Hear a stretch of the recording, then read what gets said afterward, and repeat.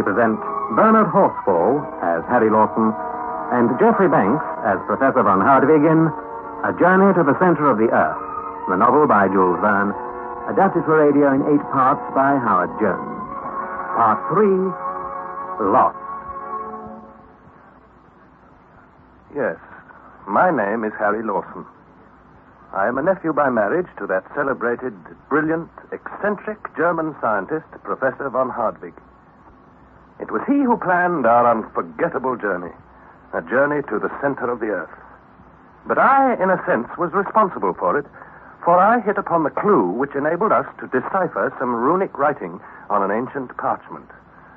It was the writing of one Arne Saknussemm, an Icelandic alchemist of the 16th century.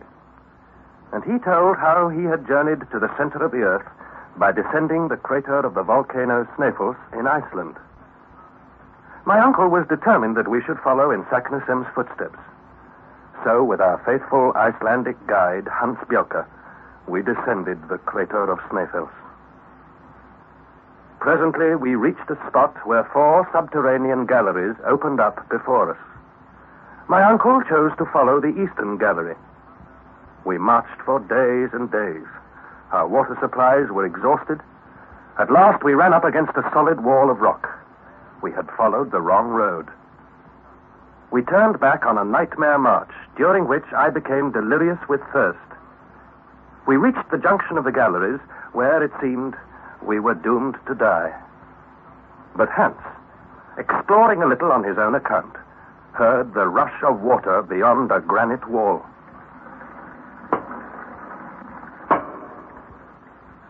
With his crowbar, he hacked at the wall. He had been at work an hour, and I was wild with impatience. I am sure my uncle was thinking of more violent measures. He had, in fact, just taken hold of a crowbar when... Water, master! Here is much water! My clever, faithful Hans. Hey, water! Water! Give me some! No! Do not touch! What do you mean, do not touch? My hands, see, they are scalded. This water is boiling. Boiling? Then we can't drink it. Let us wait a little. It will soon get cool. The tunnel began to be filled by clouds of vapor, and a small stream trickled away from us towards the depths of the earth. In a short time, it was sufficiently cool to drink, and we gulped it down in great mouthfuls. I remarked that it tasted of iron. Yes, indeed, my boy. An excellent tonic for the stomach. Hans can congratulate himself on a rare discovery. What do you say, Harry, to naming this stream after Hans? It is the usual custom with explorers. Of course. Agreed, then. This stream henceforth shall be known as the Hansbach. Does this please you, Hans? I thank you, master. It seems a pity to let all this lovely water run to waste. I think first we should fill the goatskin and our gourds. Oh, yes. I have done this. Good. Then we should dam up the stream. Can you stop up the hole, Hans? I will see. But it is hot. Very hot. No, wait. When we have drunk all the water in the goatskin and the gourd, are we certain that we can refill them?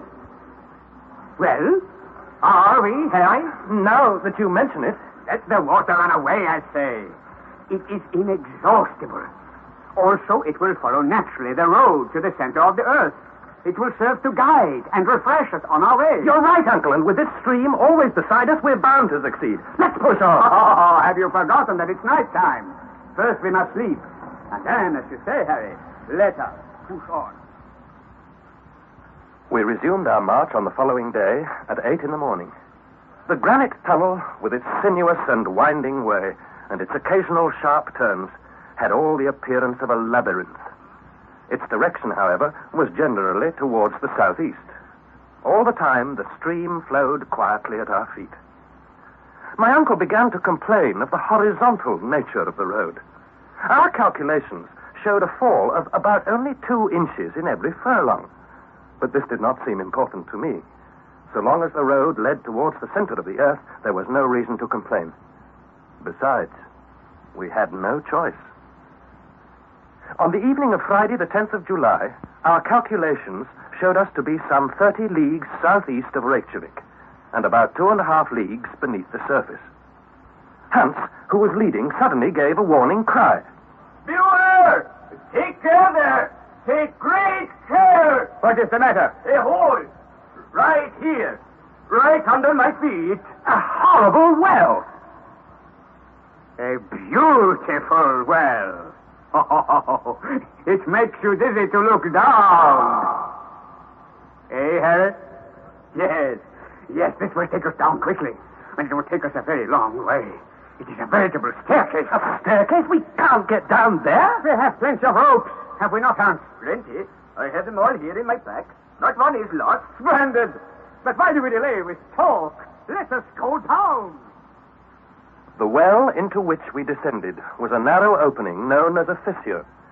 We were, in fact, descending a kind of a spiral staircase. Down, down, down. It was exhausting work, and we were compelled to rest every quarter of an hour on some projecting rock or ledge. All the while, the Hansbach fell beside us in a cascade.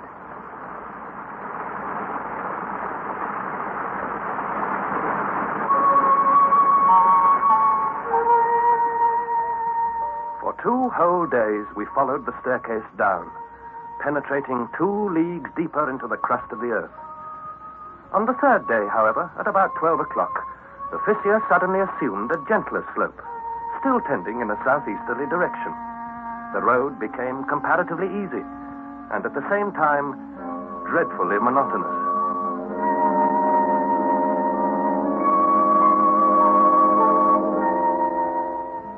It would have been difficult for matters to have turned out otherwise. Our journey had no chance of being diversified by landscape and scenery. We pushed on steadily. 3 days later, on Saturday, the 18th of July, we reached a kind of vast grotto. My uncle paid Hans his wages, his usual 3 rix-dollars, and declared the next day a day of rest. On Sunday morning, after breakfast, he decided to put his scientific notes and calculations in order. Yes.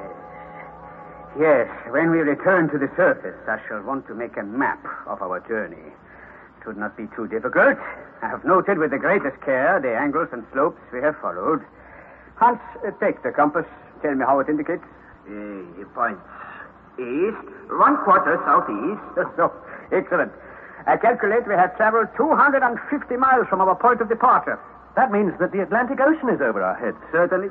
At this very moment, perhaps storms are raging above us, men and ships are battling with high winds. Perhaps whales are up there, playing in shoals, thrashing our roofs. Possibly. But don't worry. There's no danger of them breaking through. But let's get back to our calculations. We are 250 miles southeast of Sneffels. And according to my previous notes, we have come 16 leagues in a downward direction. 16 leagues? 50 miles into the earth? I'm sure of it. 50 miles down? That's the limit allowed by science for the thickness of the Earth's crust. I agree. And according to all known laws on the increase of heat, the deeper you penetrate, there should be here a temperature of, let me see now. Yes, a temperature of 1,500 degrees on the Rheomer scale. In which case, these granite walls all about us shouldn't be here at all. They should be in a molten state. So, do you see, my boy? Facts are very stubborn things and overrule all theories. Hans, what temperature does the thermometer indicate on the Rheomer scale? He indicates... wait, please. He indicates 27 and 6/10 degrees. So, science is wrong by 1,474 degrees and 4/10 of a degree. Harry, your great Sir Humphrey Davy, who repudiates the central heat theory, here shines forth in all his glory. He is right, and I have done well to believe in him. Eh, Harry? Eh? Your calculations lead me to a stupendous conclusion, Uncle. Then what is that? Look at it in this way. From this spot where we are now to the center of the Earth is about 1,583 leagues. 1,583 and a quarter. We'll call it 1,600 in round numbers. Now, out of a journey of 1,600 leagues, we have completed 16. What then? Hans, how long has our journey occupied us so far? It is 20 days. You're sure of that? Oh, yes, I'm sure. It is exactly 20 days. Uncle, you hear that? Exactly 20 days to complete 100th part of our journey. If we go on at this rate, we shall be journeying on for 2,000 days, 5.5 years. To descend 16 leagues, we have made a horizontal journey of 85 leagues, so that we shall have to go about 8,000 leagues. No, you and your calculations. How do you know that this road will not carry us directly and quickly to our journey's end? Besides, what I have undertaken to do, and never has done before me. Arne Saknussemm? Yes, the great Arne Saknussemm. Why should not we be equally successful? I hope we shall, Uncle, but still, if I may be allowed to suggest... You are allowed to hold your tongue. And you talk so stupidly. I was only pointing out... My boy, whatever objections you raise, whatever fine theories you put forward, we shall go on. Hans? Yes, master. We shall go on, shall we not? We shall go on, if you say so, master. I do say so. So there you are, my boy. We shall go on. We shall go on.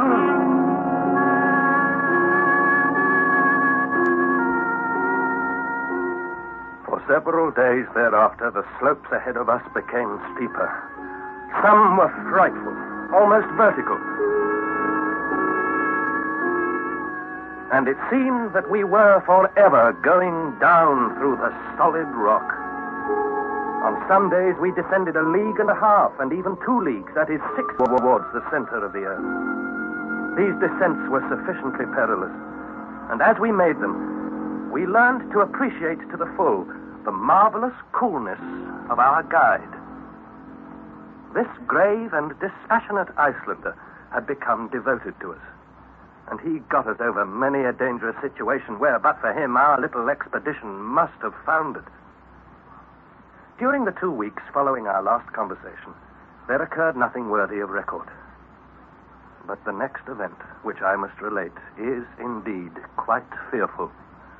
And even now, the memory of it makes me tremble and my heart to falter.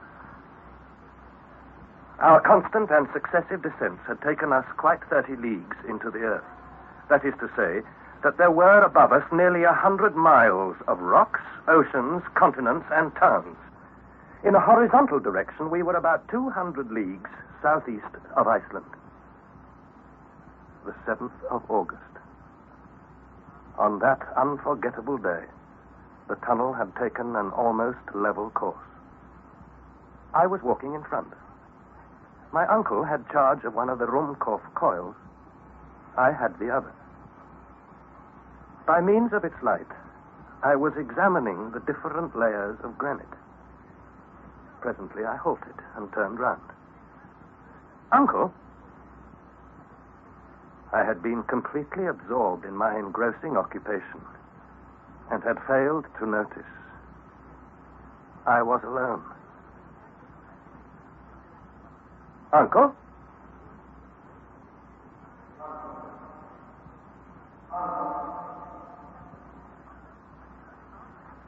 No reply. I've certainly been walking too fast, or perhaps the others have stopped to rest. Well, the best thing I can do is to go back and find them.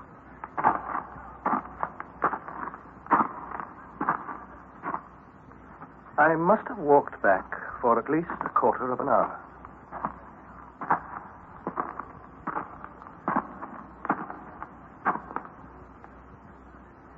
Not a living soul. Uncle! Uncle!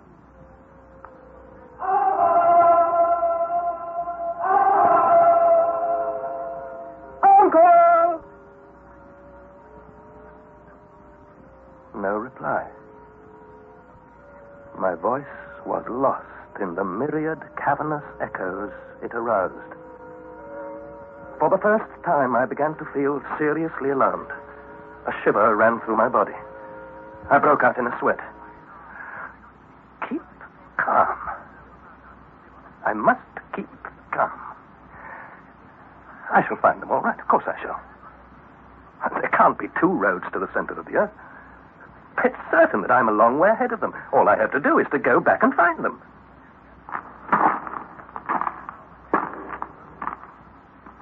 I ascended the tunnel for half an hour.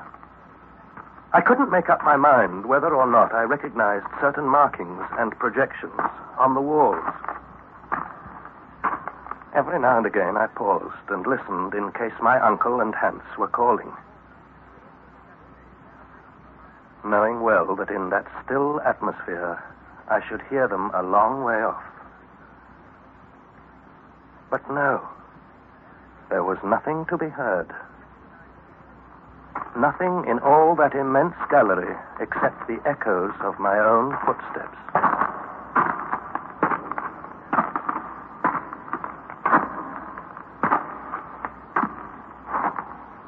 At last I stopped.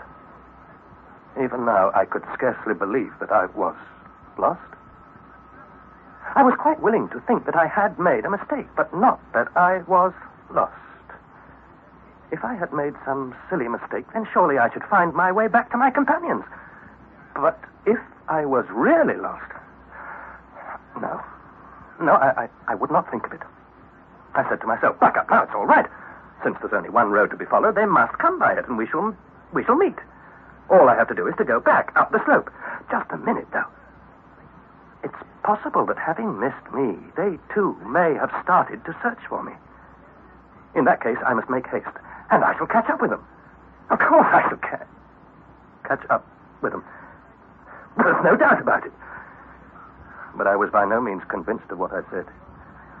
And as I stood pondering, another fearful doubt assailed me. Was I, after all, really ahead of the others? Well, yes, of course I was. Hans was certainly following behind me, preceded by my uncle. Why, I perfectly recalled how Hans had stopped for a moment to adjust the baggage on his shoulders. It's a trifling detail, but I recalled it clearly.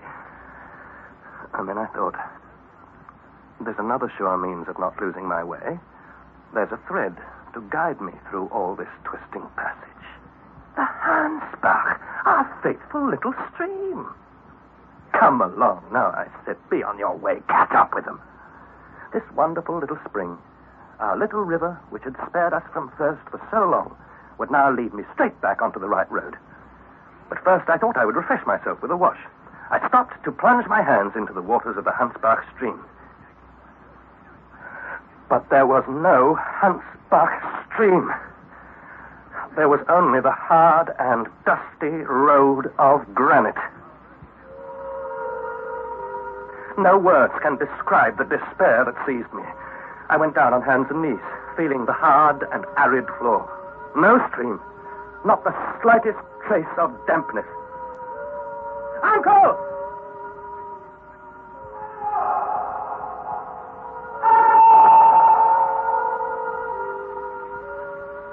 I was lost, and I was powerless to help myself.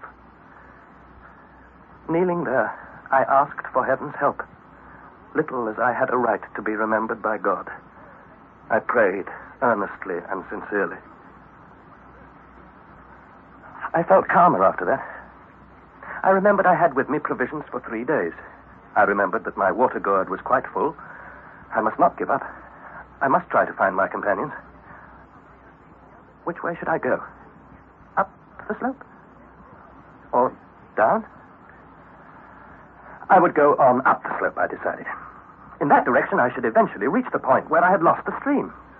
Once there, I could regain the crater of Mount Sneffels. Why hadn't I thought of this before? I had a bite of food and a drink and started on the ascent of the gallery.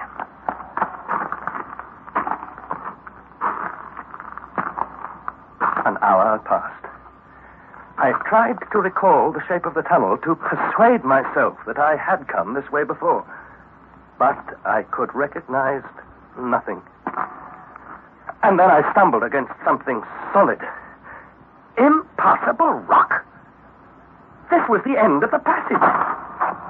It was a mere blind alley. My last hope was now gone. I was lost in this vast labyrinth without a guide, without a clue, without a compass. When I stumbled, I had damaged my lamp, and I had no means of repairing it. Its light was already becoming fainter. Soon it would go out altogether. I seemed to see a procession of shadows flickering over the granite wall, and I scarcely dared to lower my eyes, fearing to lose this last precious glimmer of light. I completely lost my head. I rose, hammering my fists in despair against the cold stone wall. Madness must have seized me. I knew not what I did. I began to run, rushing willy-nilly in this inextricable labyrinth, tearing down the slope like some crazed inhabitant of the underworld, screaming, roaring, howling, bruised by the projecting rocks, falling and getting up and falling.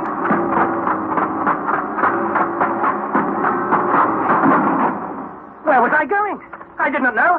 I did not know. Hours passed. Perhaps many. At last, my strength exhausted, I dropped senseless to the floor.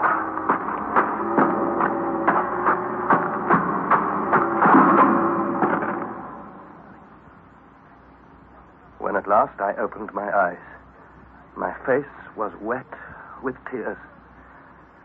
How long I had lain there, I did not know. I had no means of knowing. I was alone. Alone. Never since the creation of the world had there been such solitude as mine. Overcome with pain and grief, I crouched against the granite wall, endeavoring to compose my mind. Faintness came upon me again, and I thought this must be the of death. Then, suddenly there reached my ears a confusion of sound, like a distant rumbling of thunder, and in it, resounding far, far off, voices.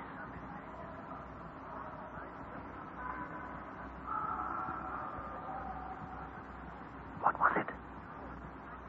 I listened. A quarter of an hour passed. All about me was so silent that I could hear the throbbing of my own heart. And thus I waited,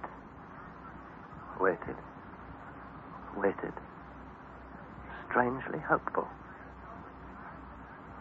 Then, by accident, my ear brushed against the wall, and I appeared to hear the faintest echo of a sound, as if I was listening to vague and incoherent voices.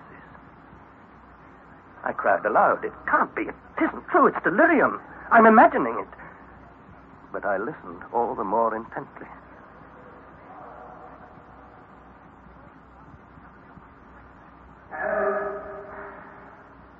Now I convinced myself that I heard human voices. I could make out no meaning, no sense in what I heard, but somewhere somebody was speaking. I felt sure of it. Could it be myself? Could it be that my own words were echoing back to me? I bit my lips and again put my ear to the wall. Yes, it was the sound of human voices. So now I dragged myself along the sides of the tunnel until I reached a point where I could hear more distinctly. Even so, I could only distinguish strange and uncertain words which for me had no meaning. Words whispered, as it were, far, far away. And at last I made out a word.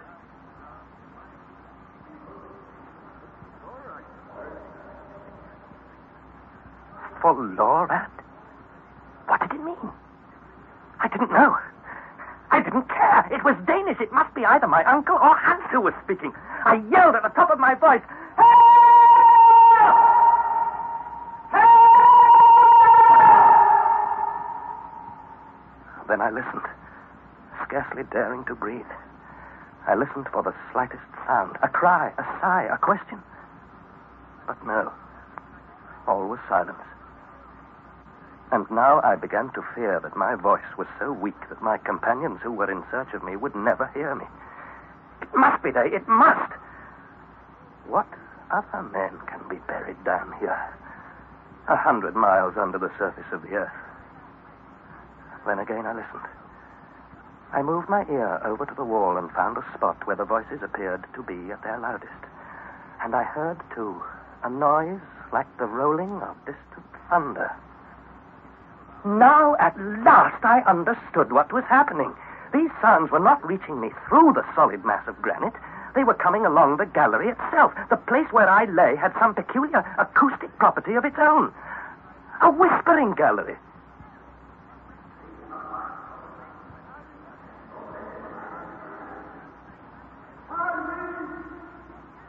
I heard my own name distinctly pronounced, cast, as it were, into space. It was my uncle, the professor, who was speaking. It was clear that shouting would not help me. In order to make myself heard, I, too, must speak along the wall of the gallery, which would carry my voice as effectively as a wire carries electricity from one place to another. But there was no time to lose. If my companions were to move only a few feet from where they now stood, there would be no acoustic effect, no whispering gallery. I put my lips to the wall, and I said as clearly and as distinctly as I could, "Uncle Hartwig." I waited. I knew that sound did not travel very fast. And besides, I thought the density of the air at this great depth could only tend to slow it down. I waited. Many seconds passed. Seconds which, to my distracted mind, appeared an eternity. And then...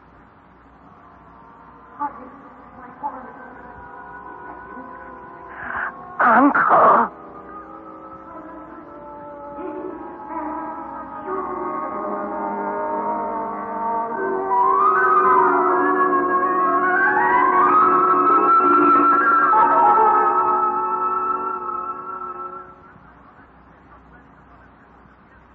That was the third installment of A Journey to the Center of the Earth, adapted by Howard Jones from the novel by Jules Verne. The cast was as follows. Harry Lawson was played by Bernard Horsfall, Professor von Hartwig by Geoffrey Banks, and Hans Bielke by John Daglish. It was produced in the north of England by Trevor Hill. Next Thursday, at 5:25 in Storytime, you'll be able to hear the fourth installment of A Journey to the Center of the Earth, and this is called The Central Sea.